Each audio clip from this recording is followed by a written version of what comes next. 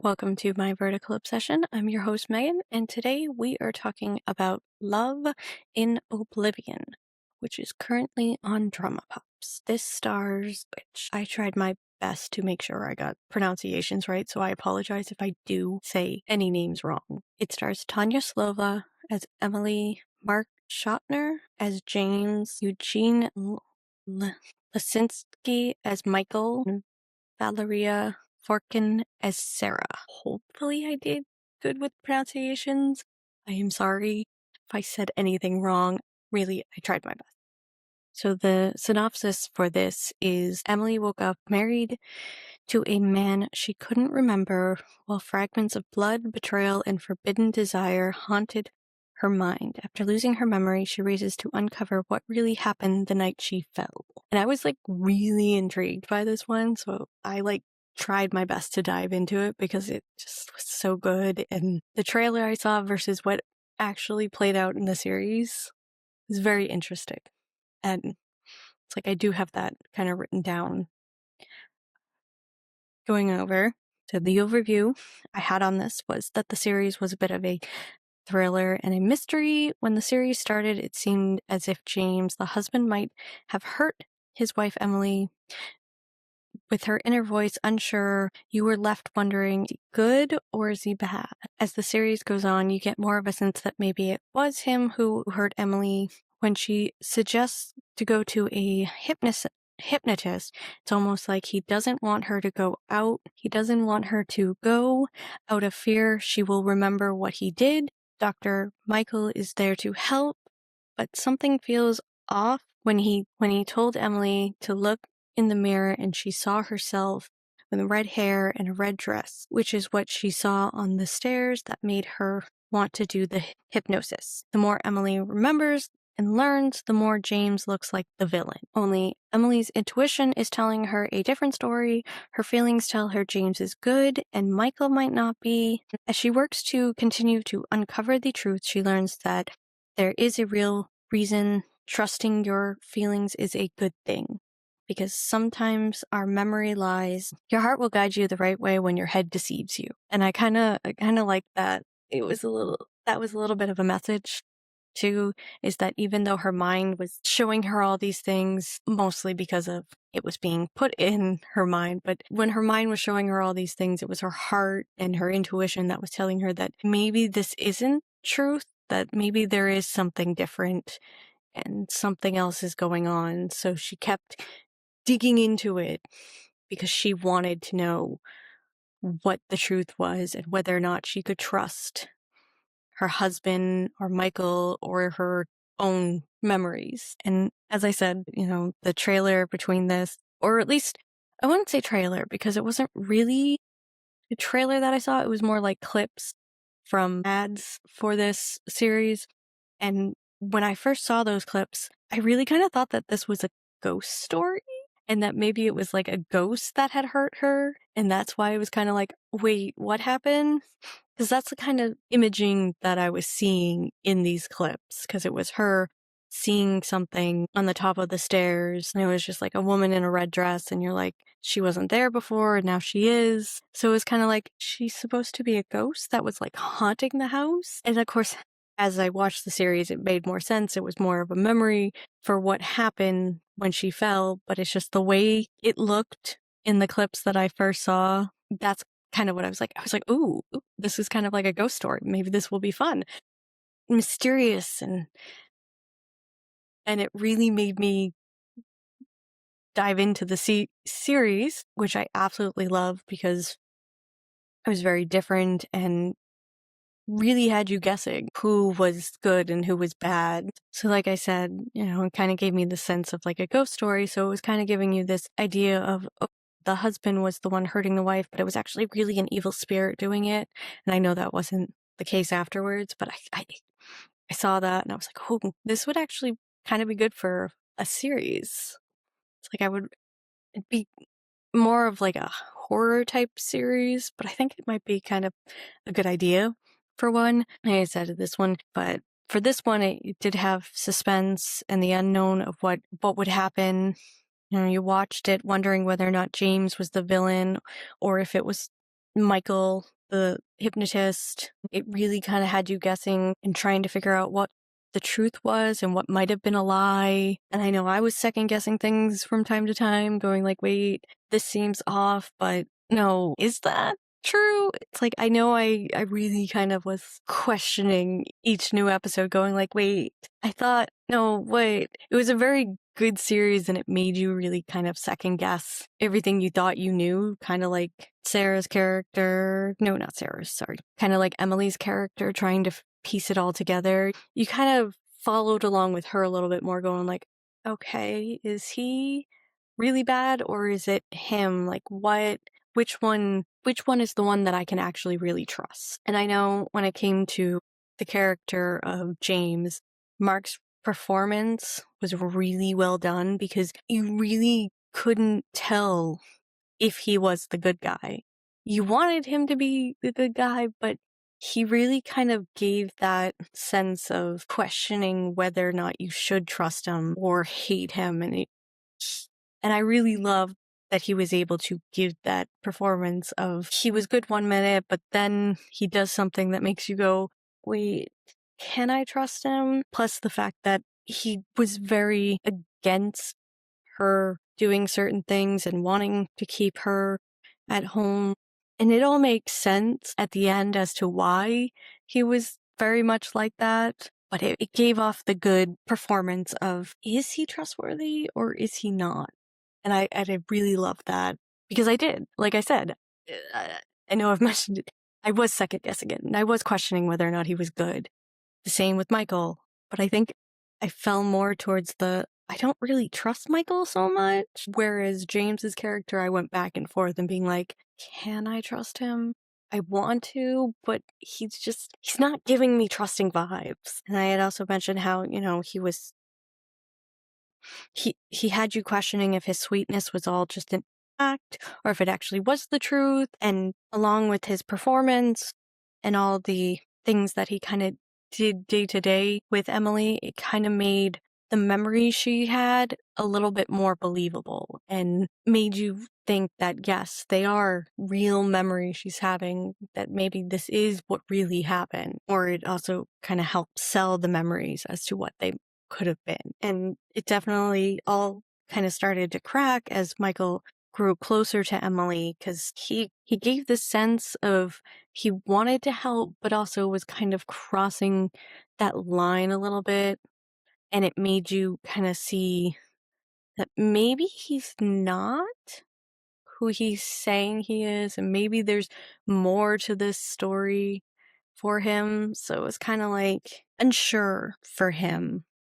And of course, he starts to make a move, and when he kisses her, you start to question if he's manipulating her, especially manipulating her when she's under hypnosis. It's like, is he kind of planting these memories? Is he trying to show her that it's her husband that's the villain? And especially when James comes by one time and the two end up fighting, but Michael doesn't fight back. He kind of wants to prove to Emily that he is the bad guy, that he is violent, and that she shouldn't trust him, while also trying to get sympathy for himself as a way to get closer to Emily. And Michael also kind of believed he had the upper hand at one point, but he kind of lost that because the strong bond and love between Emily and James kept showing through, which kind of gave Emily the sense of, there's definitely something wrong here, something that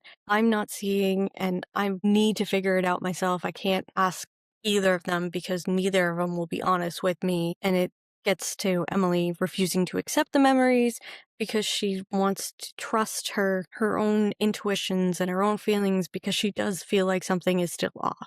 And of course, when she does that, she ends up finally getting to the truth of what actually happened. And that was because she trusted her intuition, she trusted her love and her feelings for James, and the feelings of something wasn't quite right with Michael, that he was not the person he was trying to portray to be. So it was definitely a fun thriller type series, and it really had you kind of guessing back and forth So as I was watching the series, one of the things that really stuck out to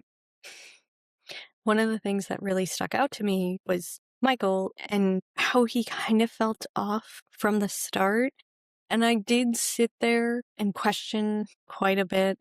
I went back and forth going like, maybe he is good, maybe he's not. But also when you first had the memory of James strangling her, like something didn't feel right. It almost felt like we as an audience shouldn't trust it, that it wasn't truly a real memory. And it was slightly easy to believe. And I get that it was kind of easy to believe because of how James was acting and how he was towards her, that there might have been something that caused that.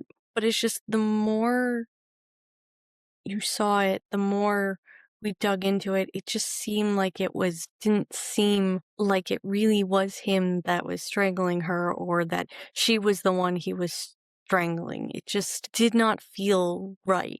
But I did still kind of question if it was James who pushed her or if he really did hurt her. The whole strangling her part kind of felt off. And added to that, too, is that the fact that she had the red hair and the red dress kind of helped feel as if the memory wasn't real or that it was being planted, because when did she have red hair? She was a brunette or had black hair. It was very dark, so I don't know if it was fully black or very dark brunette, but I know it wasn't red, so it just kind of made it seem weird. If she was just simply in the red dress, that might have been a little bit different, but I think because when she fell down the stairs and she saw the woman in the red dress with the red hair, he had to kind of account for the red hair. And the more these memories getting in detail, the more it seemed like Michael was putting them in her head. And while I didn't fully trust that James was completely innocent, I just knew that these memories were not the full picture.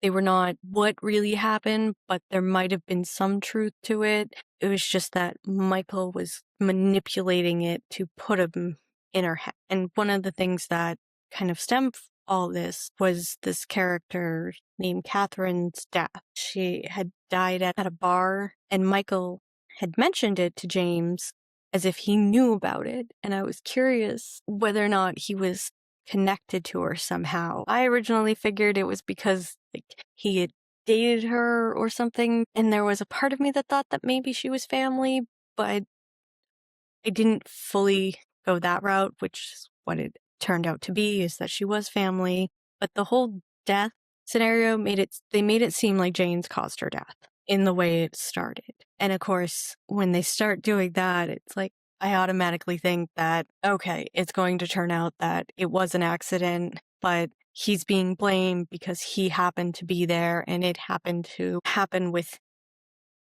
him, or, he was the one who caused it.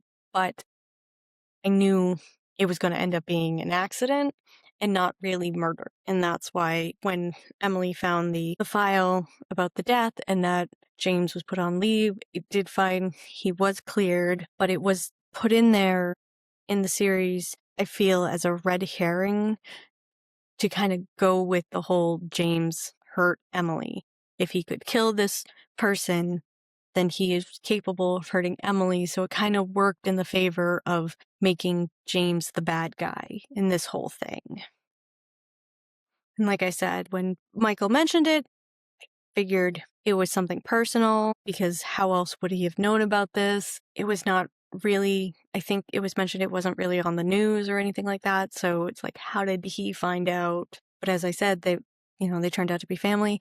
I just didn't expect them to be twins. That was an interesting little twist, that this Catherine and Michael were twins, but it helped add a layer to Michael's character as to why he was trying to manipulate Emily and why he was trying to make James such a bad guy, type of thing. So all of this was done out of revenge, which is normally what things like this tend to be. But yeah, it was all out of revenge. The only thing that I didn't quite understand was why Michael was kissing Emily. It's like, why did he try and get close to her like that? And why'd he try to kiss her?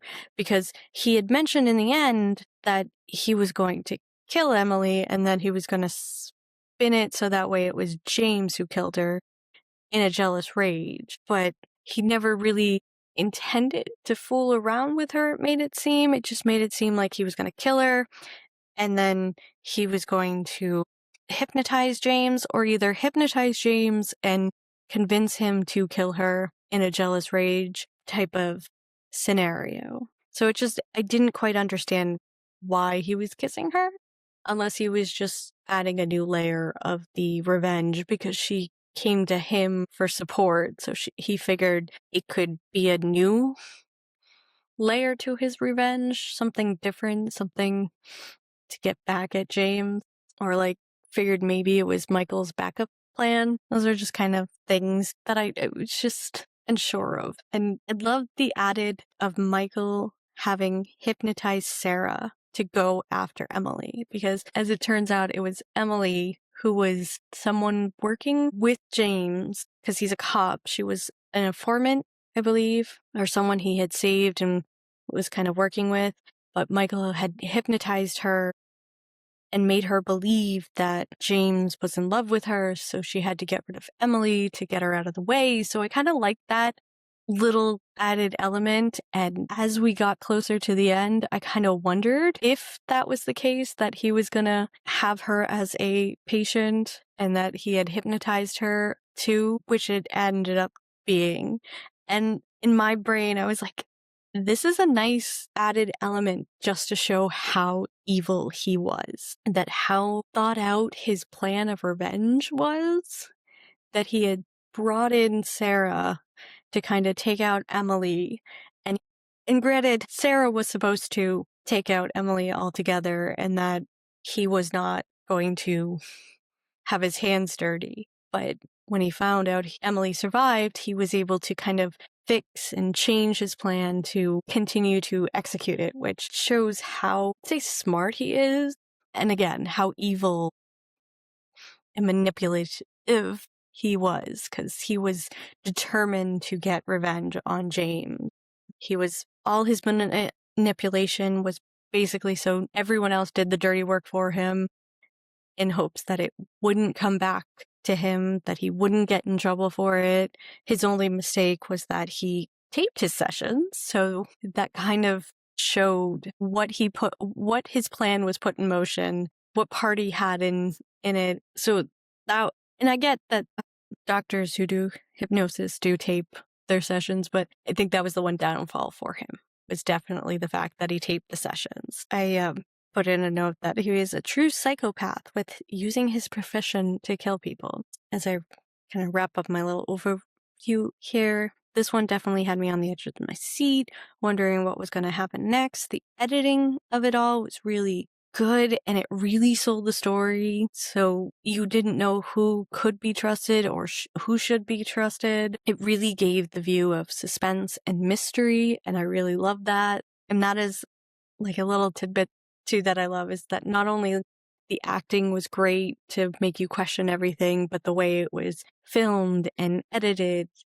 to help sell the whole mystery and questioning what's real, what's not, who do we trust, who do we not type story. And I really loved that added element to the whole thing. And it really is what made this series so good and made me not want it to end. It was also one of those things that just when you thought you might have figured it out, something changes to make you question the truth. It's almost like they were figuring it out along, and it was just like I had kind of said earlier, that it gave you the sense that you were trying to figuring it out along with Emily, that you were trying to piece everything together the same as she was. And yes, you could pick up on clues that might have showed you what was truly happening, but they did a good job of not making it so obvious. And it was a really good mystery and a really good story, for sure. I fully enjoyed this, and I have been dying to kind of talk about it a little bit. So as I continue to say, I do a rating of everything, and for this one, I did a rating of 8 out of 10, because again, this one was really good. I really felt the characters. It really kind of made you dive deep into the story, what was happening. It's like the writing, the plot, the pacing, everything. It was an intriguing story, and I really, really enjoyed it. And I would definitely watch it again. Highly recommend it. It was very well done. And I do know that that is one thing I do see with the Ukrainian actors is when they have their series, whether it's on DramaPops, My Drama, I think the other one is Short Drama. Their stories and the series that they produce and the actors are in are usually like really good. They're intense, they're fun, and you can really kind of disappear into them. So I know those are some of my favorite ones is with the Ukrainian actors. So it's always fun when one of those shows up on Real Short or DramaPops, even now on DramaPops. There's a couple of them, and I feel some of those actors don't get enough love, and they should, because I really enjoy them. Would love to see more series from them. Like this one was, again, really good. So I hope that means that we'll get to see a lot more, especially of these type of stories. Like this one was a good mystery. It was different. It was very well done. And I got lost in it, and I loved it. I love when you can do that with the series. So I do look forward to more series like these. But as always, love to hear your thoughts on the series, what you might have liked or disliked. Also, if you are enjoying this podcast, please be sure to leave a review. Would love to hear what you are thinking about this podcast. I am Megan, your host, and this has been my vertical obsession. Till next time.